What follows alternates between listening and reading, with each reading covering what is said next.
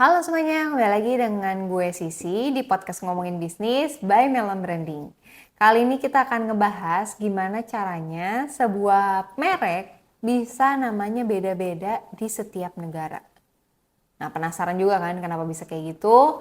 Yaudah kita dengerin aja sampai habis. Yang pertama, kenapa sih nama merek suatu brand gitu ya bisa berbeda-beda antar negara? Karena yang pertama itu adalah hukum dagang dari merek tersebut. Jadi misalnya kalau di Indonesia itu namanya tuh Haki gitu ya. Nah, kalau di Indonesia itu kita udah daftarin ke Haki, berarti di Indonesia tidak ada yang boleh menggunakan nama brand tersebut lagi atau logo tersebut gitu. Tapi hal ini tuh bersifat teritorial. Jadi kalau misalnya brand kamu dibawa ke luar negeri terus namanya sama, ya itu nggak bisa karena kamu mendaftarkan mereknya itu di Indonesia gitu. Tapi kalau misalkan ternyata kamu mau mendaftarkan lagi ke luar negeri, kamu harus daftar ulang. Dan sekarang sudah ada untuk pendaftaran merek yang secara internasional. Nah, di Melon sendiri kita tuh menyediakan jasa seperti itu. Jadi untuk orang-orang yang memang brand creationnya itu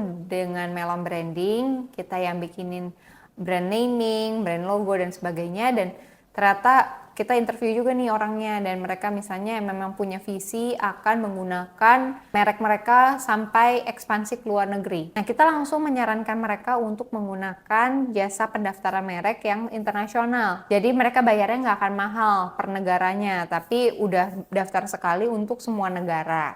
Tapi kalau misalkan memang kita interview dan orangnya memang bilang mereka hanya akan berbisnis di Indonesia, maka kita cukup menyarankan untuk menggunakan Haki aja. Dan kita udah konsult juga ke law firm gitu ya, kalau memang untuk mendaftarkan merek itu baiknya memang sebelum membuka usaha. Nah, kita pun pernah mengalami hal yang serupa gitu ya.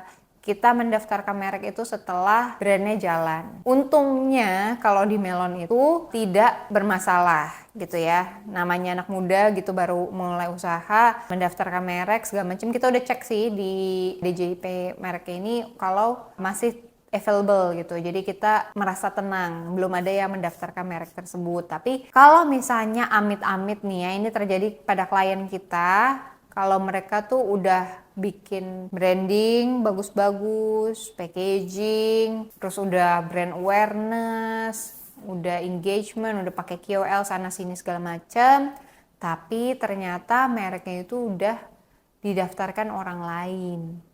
Dan akhirnya mereka terpaksa untuk mengganti nama mereka, kalau enggak mereka dituntut. Nah, kalau seperti itu kasusnya kan itu jadi menyedihkan ya gitu. Malah jadi kayak udah ngeluarin budget untuk marketing, brandingnya juga malah harus dirombak. Nah, itu kan membuat kalian juga rugi. Nah, baiknya kalau seperti itu kita selalu menyarankan untuk klien kita yang menggunakan jasa brand creation untuk segera langsung mendaftarkan hakinya sebelum bisnis mereka tuh dibuka.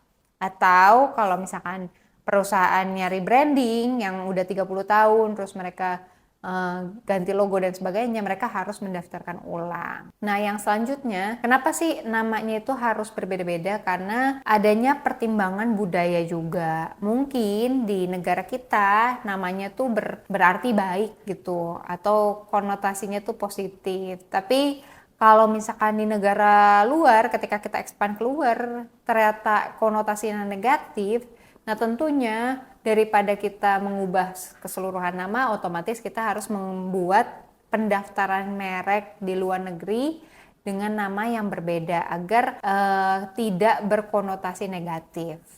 Selanjutnya juga ada variasi bahasa.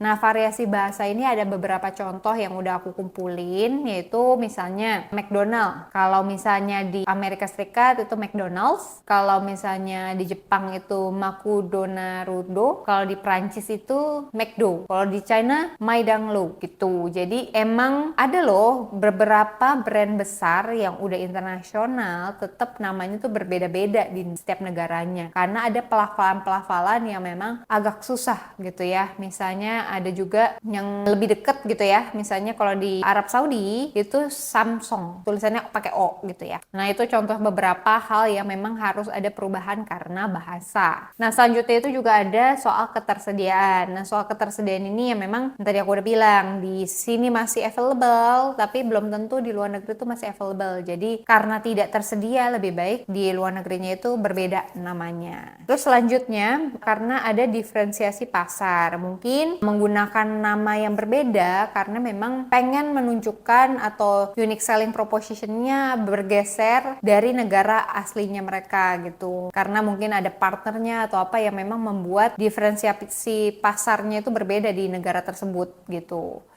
Lalu untuk saat kemudahan dalam pengucapan. Nah, sering banget brand-brand yang kalau masuk ke Jepang itu yang ada huruf L gitu ya, berubah jadi R. Nah, karena memang untuk kemudahan dalam pengucapan. Nah, selanjutnya kita juga pengen bahas dari segi kenapa sih kalau di tiap negara itu perlu adanya adjustment dari segi nama mereknya. Karena memang ada yang tadi terkait budaya, tapi juga ada yang karena memang agar mudah diingat. Selain mudah dilafalkan, brand yang baik itu memang perlu mudah diingat. Dan selain itu juga untuk kepentingan relevansi produk. Mungkin harus ada perubahan karena ya produknya tuh berbeda dengan negara lain. Misalnya contoh aja kayak McD aja kalau di Indonesia itu kan jual paket nasi ayam gitu ya, sedangkan kalau di luar negeri lebih banyak kejualnya itu yang burger. Nah itu kan udah beda karakteristik ya. Mungkin ada hal-hal yang seperti itu yang membuat harus adjustment juga dari segi namanya. Nah, lalu untuk penyesuaian hukum dan merek dagang. Nah, ini memang karena untuk mematuhi hukum, peraturan terkait terhadap merek tersebut, dan juga ada kontinuitas merek. Nah, misalnya contoh, gimana caranya membuat perusahaan yang nama mereknya itu di setiap negara itu beda-beda, tapi tetap terasa satu brand yang sama. Tetap terasa kalau ini mereknya sebenarnya ini. Nah, contohnya aja brand Walls yang es krim. Nah dia tuh nama perusahaan di setiap negaranya tuh beda-beda. Tapi ada yang sama, yaitu icon dari logonya. Itu tetap sama yang bentuknya tuh hati. Terus dia juga konsistensi dari segi warna, dari segi font, dan dari segi karakteristik dalam membangun iklannya mereka. Untuk membangun konsistensi visual, terus juga pemasaran yang seragam gitu ya, yang kampanye pemasarannya tuh masih ada touch dari Walls-nya itu. Dan juga penyesuaian dari segi pesannya. Contoh kayak Coca-Cola itu selalu memberikan pesan kebersamaan dan kehangatan. Terus habis itu juga edukasi konsumen gitu ya. Kalau misalkan merek Walls ini di setiap negara memang wajar kalau namanya berbeda-beda karena begini-begini. Itu sempat kita bahas juga di konten Instagramnya Melon. Terus juga perlu ada riset pasar juga gitu ya. Kenapa kita harus mengadopsi nama yang berbeda selain dengan alasan-alasan tersediaan merek dan sebagainya, dan juga ada penyesuaian produk dan layanan. Itu beberapa sebab kenapa kita harus menyesuaikan nama merek, atau bahkan kenapa ada merek-merek internasional yang namanya tuh berbeda-beda di setiap negaranya. Nah, seru banget kan? Ternyata merek-merek itu di setiap negaranya bisa berbeda-beda, dan kita sekarang udah tahu alasannya apa. Nah, kalau misalnya kalian sendiri punya mimpi nggak sih punya merek yang akan ke pasar internasional, atau memang kalian udah targetin kalian mau jadi brand lokal aja nih yang merajai Indonesia gitu? Coba kalian komen di bawah, dan kalau misalnya kalian pengen request tema apa aja yang pengen kita bahas di podcast Ngomongin Bisnis, silakan aja langsung DM kita ke Instagram @melonbranding, atau cek-cek artikel kita karena kita selalu post artikel terbaru mengenai branding, marketing, dan juga update sosial media di website kita melonbranding.com. So, see you di podcast selanjutnya. Sampai jumpa. Aduh, mau first date tapi rambut geradak banget. Tenang. Hair Care Studio bisa nyulap rambut geradakanmu jadi oke waktu first date.